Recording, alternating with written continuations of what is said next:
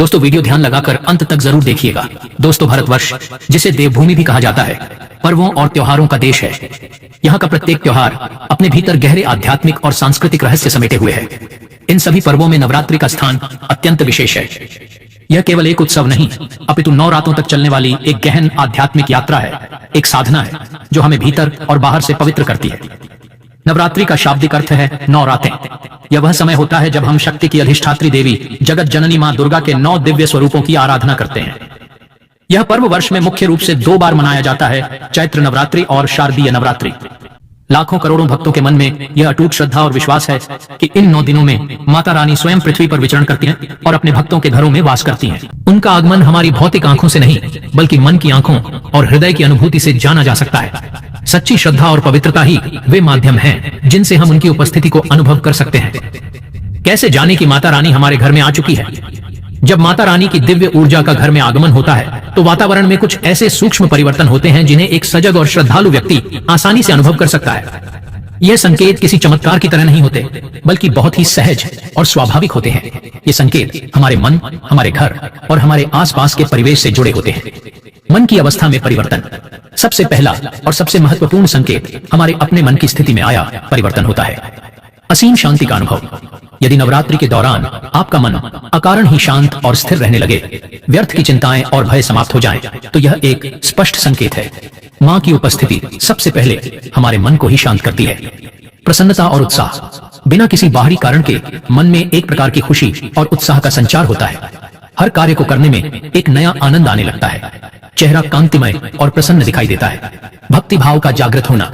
यदि आपका मन स्वतः ही पूजा पाठ, मंत्र जाप और देवी के भजनों में लगने लगे, तो समझिए कि यह मां की कृपा ही है जो आपको अपनी ओर खींच रही है।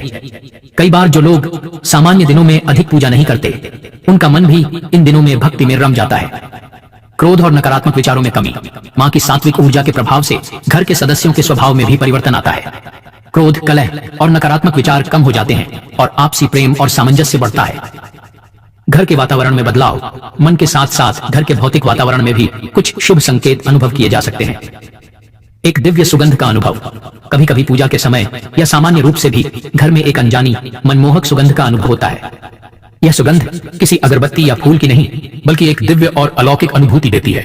यह मां की सूक्ष्म उपस्थिति का संकेत हो सकता है। घर का हल्कापन। आपको महसूस होगा कि घर बहुत हल्का और सकारात्मक ऊर्जा से भरा हुआ है। ऐसा लगेगा मानो कोई बोझ उतर गया हो। घर में प्रवेश करते ही एक अजीब सी शांति और सुकून का एहसास होगा। अखंड ज्योति का तेज। यदि आपने अखंड ज्योति की स्थापना की है तो उसका बिना किसी बाधा के, बिना अधिक धुआं किए एक सुंदर और स्थिर लौ के साथ जलना अत्यंत शुभ संकेत है। लौ का ऊपर की ओर उठना और उसमें एक विशेष तेज दिखाई देना मां की प्रसन्नता को दर्शाता है। स्वप्न के माध्यम से संकेत। नवरात्र के पवित्र दिनों में आने वाले स्वप्न भी बहुत कुछ कहते हैं। देवी के दर्शन। यदि आपको स्वप्न में मां दुर्गा या उनके किसी भी स्वरूप के दर्शन होते हैं, चाहे वह शेर पर सवार हो या कमल पर विराजमान, तो यह अत्यंत भाग्यशाली संकेत है। शुभ प्रतीकों का दिखना। स्वप्न में मंदिर, जलता हुआ दीपक, शंख, कन्याएं, फल, फूल या सुहाग की सामग्री जैसे लाल चूड़ियां, बिंदी का दिखना भी मां के आशीर्वाद का सूचक है। सफाई या जल देखना। स्वप्न में यदि आप स्वयं को घर की सफाई करते हुए या साफ जल, नदी या समुद्र देखते हैं, तो इसका अर्थ है कि आपके जीवन के कष्ट और नकारात्मकता दूर होने वाली है।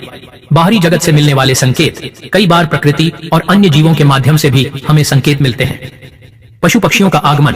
नवरात्रि के दौरान यदि आपके घर के आंगन या बालकनी में गौरैया, तोता या कोई अन्य सुंदर पक्षी आकर चहचहाए, तो यह शुभ होता है।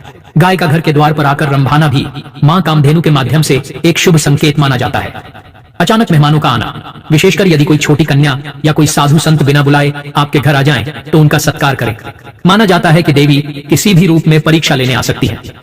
इन संकेतों को किसी अंधविश्वास के रूप में नहीं, बल्कि अपनी श्रद्धा को और मजबूत करने वाले एक माध्यम के रूप में देखना चाहिए। ये अनुभूतियां हमें यह विश्वास दिलाती हैं कि हमारी पूजा और भक्ति सही दिशा में जा रही है और मां की कृपा हम पर बरस रही है। यह आवश्यक नहीं कि हर किसी को ये सभी संकेत मिले। सबसे बड़ा संकेत तो मन की शांति और आनंद ही है। यदि आपको वह अनुभव हो रहा है तो निश्चित मानिए कि माता रानी आपके घर में और आपके हृदय में विराजमान है।